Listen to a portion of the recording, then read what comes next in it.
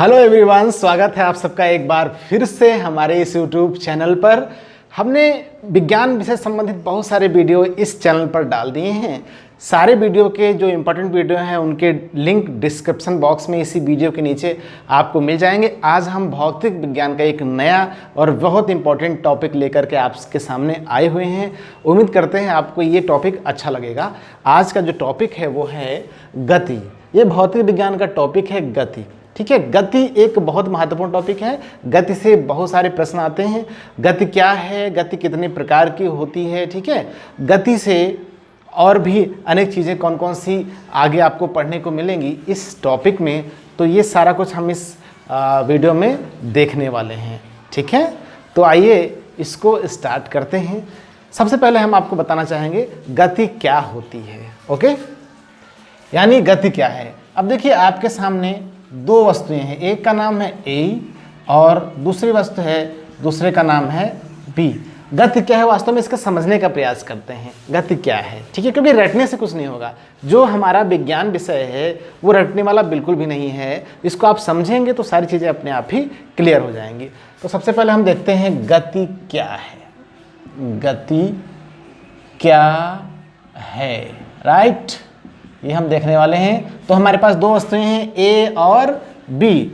अब देखिए कुछ समय के बाद, मान लीजिए 5 सेकंड के बाद, राइट, 5 सेकंड के बाद ए वस्तु देखते हैं और 5 सेकंड के बाद बी वस्तु को देखते हैं। तो बी वस्तु 5 सेकंड के बाद होती है यहाँ पर, ठीक है, और ए वस्तु 5 सेकंड के बाद यहीं रहती है, आफ्टर 5 सेकेंड्स। यानी जैसे ही समय बीता उसके साथ वस्तु बी ने अपने स्थान में परिवर्तन किया, यहाँ से यहाँ आ गई, परंतु वस्तु ए ने अपने स्थान में कोई परिवर्तन नहीं किया। किसके साथ? समय बीतने के साथ साथ, ठीक है। तो ये जो वस्तु है ये स्थिर रही। ये वस्तु कैसे रही? स्थिर रही। और वस्तु जो बी है इसने समय बदलने के साथ साथ अपनी स्थिति में भी परिवर्तन किया, इसकी स्थिति में भी बदलाव हुआ। तो हम कहेंगे यह जो बी वस्तु है वो क्या है? गतिमान है। क्या है? गतिमान है, राइट। तो वास्तव में गति क्या है? अब इसको इस प्रकार से परिभाषित करेंगे, हम लिखेंगे नहीं, बोल देते हैं। वास्तव में गति क्या है? यदि कोई वस्तु समय बदलने के साथ साथ अपने स्थान में भी परिवर्तन करती है तो हम कहेंगे कि वस्तु गतिमान है, या इसे वस्तु की गति कहेंगे, राइट। अब देखिए वास्तव में वस्तु की जो गतियां हैं वो कितने प्रकार की होती हैं ये भी हम देख लेते हैं, ठीक है। तो देखिए सबसे पहले हम देखेंगे गति के प्रकार। सेकंड चीज है गति के प्रकार। ये आपको हम बताना चाह रहे हैं गति के प्रकार। प्रमुख रूप से गति के प्रकार 3 हैं। कितने हैं? 3 हैं। पहला क्या है, ठीक है, पहला क्या है ये हम आपको बताएंगे। पहला जो गति का प्रकार है उसे कहते हैं सरल रेखीय गति। पहला प्रकार सरल रेखीय गति, राइट। इसको हम ऋजु रेखीय गति भी कहते हैं। ऋजु रेखीय गति। ऋजु माने सरल रेखा। यानी जब कोई वस्तु, जैसे ए यहाँ पर कोई वस्तु है, ठीक है, ये कोई वस्तु है, इसका गति करने का ये मार्ग है, एकदम सरल रेखा में गति कर रही है, तो हम कहेंगे वस्तु की जो गति है वो है सरल रेखीय गति या ऋजु रेखीय गति। जैसे ट्रेन इसी प्रकार गति करती है, एक ही दिशा में गति करती है, तो इस प्रकार की गति को क्या बोलते हैं? सरल रेखीय गति। अब देखिए दूसरा प्रकार क्या है? वृत्तीय गति। वृत्तीय गति, सर्कुलर मोशन, ठीक है, सर्कुलर मोशन, वृत्तीय गति। यानी जब कोई वस्तु किसी वृत्त के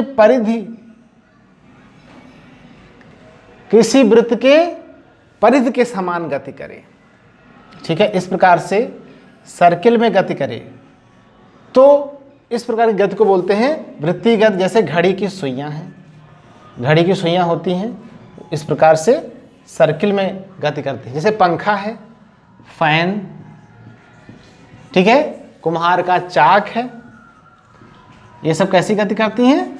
वृत्तीय गति करती हैं। तीसरा और इम्पोर्टेंट है वो है थर्ड, दोलन गति।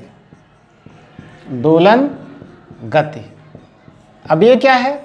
जैसे कोई वस्तु है, मान लीजिए ये कोई वस्तु है ए, अब ये इसकी माध्य स्थिति है, ठीक है, माध्य स्थिति है। अब अपनी माध्य स्थिति से इधर भी गति करे और इधर भी उतना ही गति करे, यानी पहले इधर इतना जाए मैक्सिमम, फिर उतना ही इधर जाए, फिर अपनी माध्य स्थिति में आ जाए। इस तरह से ऐसी गति कौन करता है? जैसे झूला, झूले की गति। झूला इसी प्रकार से गति करता है, एक तरफ जाता है फिर दूसरी तरफ उतना ही जाता है। इस प्रकार की जो गति होती है उसको कहते हैं दोलन गति। और एक दूसरा उदाहरण भी है, घड़ी का जो पेंडुलम होता है, घड़ी का जो पेंडुलम होता है वो भी इसी प्रकार की गति करता है, दोलन गति। ठीक है, अब देखिए ये तो रहा गति का प्रकार।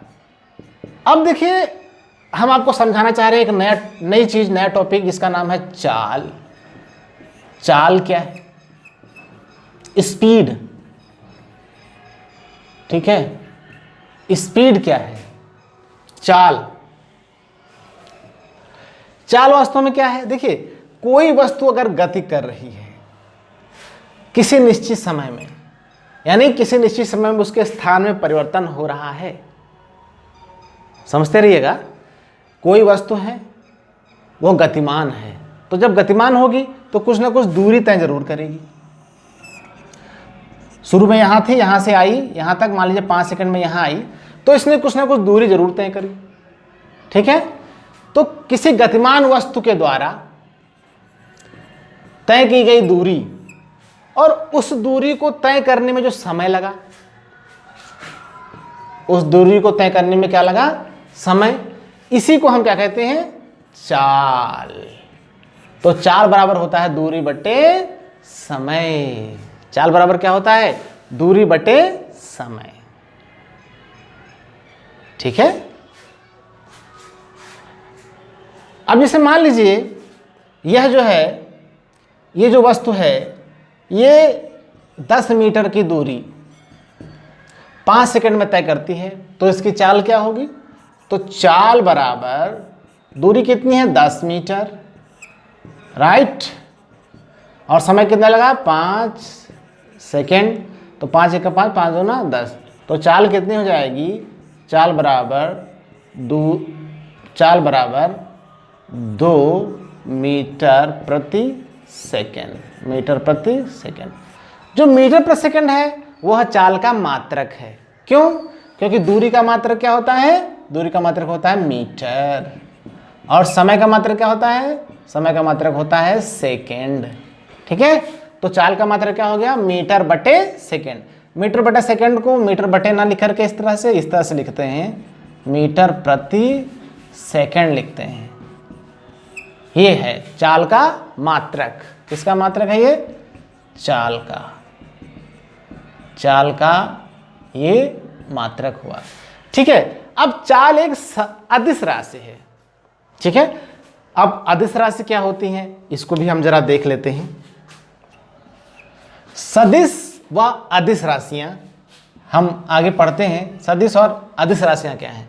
देखिए हम भौतिक विज्ञान में बहुत से राशियों का अध्ययन करते हैं, जैसे उनमें से हैं तापमान, द्रव्यमान, समय, राइट, दाब, बल, ओके।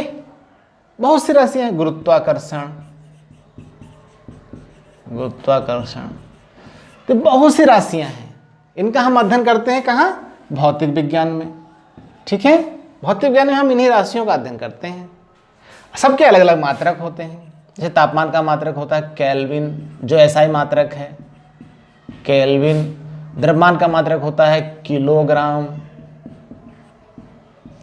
किलोग्राम। समय का मात्रक होता है सेकेंड, ओके।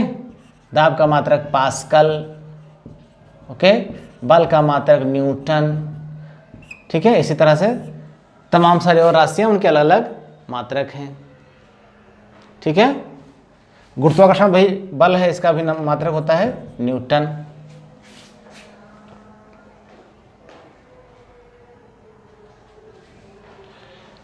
अब देखिए, अब जो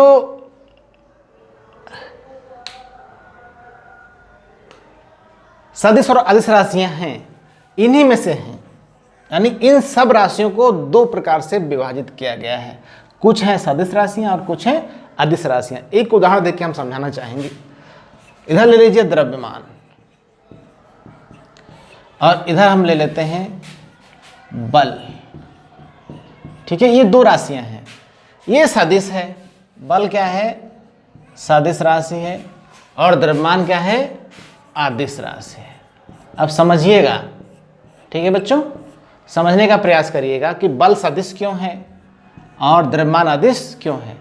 देखिए, दो चीजें होती हैं प्रत्येक राशियों में, इन सब में दो चीजें होती हैं, परिमाण यानी कुछ मात्रा, संख्यात्मक मात्रा, जैसे 5, 6, 7, 8 संख्यात्मक, इसको कहते हैं परिमाण, और दूसरा दिशा। सरल शब्दों में हम बता रहे हैं आपको, दिशा। प्रत्येक राशियों में ये चीजें हो सकती हैं। परिमाण तो समय होता है, परंतु समय दिशा नहीं होती है।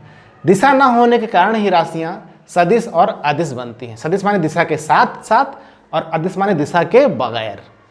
अब जैसे द्रव्यमान है, या अदिश क्यों है, क्योंकि इसको हम व्यक्त करने के लिए दिशा की हमको कोई जरूरत नहीं है। इसका जो मात्रक है वो क्या है, किलोग्राम।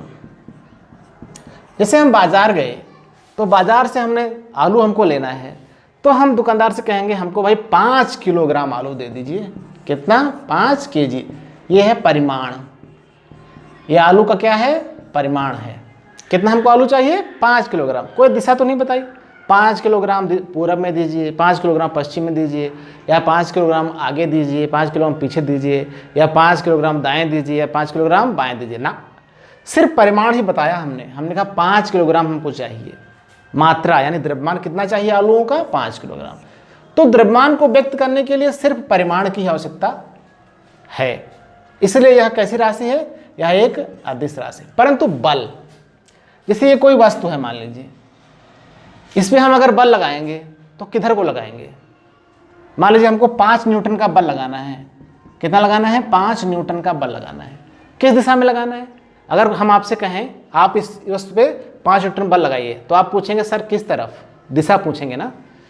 5 न्यूटन का बल पीछे लगाना है बैक साइड में, या 5 न्यूटन का बल आगे लगाना है, या 5 न्यूटन का बल ऊपर लगाना है, या 5 न्यूटन का बल कहाँ लगाना है, नीचे लगाना है, या 5 न्यूटन का बल ईस्ट में लगाना है। यानी बल के साथ हमेशा क्या होती है, दिशा जुड़ी होती है। क्या जुड़ी होती है, दिशा। इसलिए 5 न्यूटन तो परिमाण हो गया, क्या हो गया, परिमाण हो गया। परंतु ये आगे पीछे दाएं बाएं ऊपर नीचे ये क्या हो गई, दिशा। तो बल को व्यक्त करने के लिए क्या जरूरत है, दिशा की जरूरत होती है। दिशा और परिमाण दोनों की जरूरत होती है। तो ऐसी राशियों को क्या बोलते हैं, सदिश राशियां। तो हम परिभाषित ऐसे करेंगे कि सदिश राशियां क्या हैं, वे राशियां जिनको व्यक्त करने के लिए परिमाण के साथ साथ दिशा की भी आवश्यकता होती है, उन्हें सदिश राशियां कहते हैं। और अदिश राशि क्या है, वे राशियां, वे भौतिक राशियां जिनको व्यक्त करने के लिए केवल परिमाण की आवश्यकता होती है, उन्हें अदिश राशियां कहते हैं। तो इस वीडियो में हमने पढ़ा सदिश राशियां क्या हैं, अदिश राशियां क्या हैं, गति क्या है, गति के प्रकार कितने होते हैं, ये सारा कुछ हमने, चाल क्या है, चाल का मात्रक क्या है, ये सारा कुछ हमने इस वीडियो में पढ़ा। उम्मीद करते हैं आपको समझ में आया होगा, आपको ये वीडियो अच्छा लगा होगा। लगा है तो लाइक कर दीजिएगा, कमेंट करिएगा, दोस्तों के साथ शेयर करिएगा, ताकि अधिक से अधिक बच्चों को, अधिक से अधिक लोगों को लाभान्वित कर सके। ठीक है, अपना ख्याल रखिए, मिलते हैं आपको एक फिर नए वीडियो में। तब तक के लिए have a nice time, bye bye.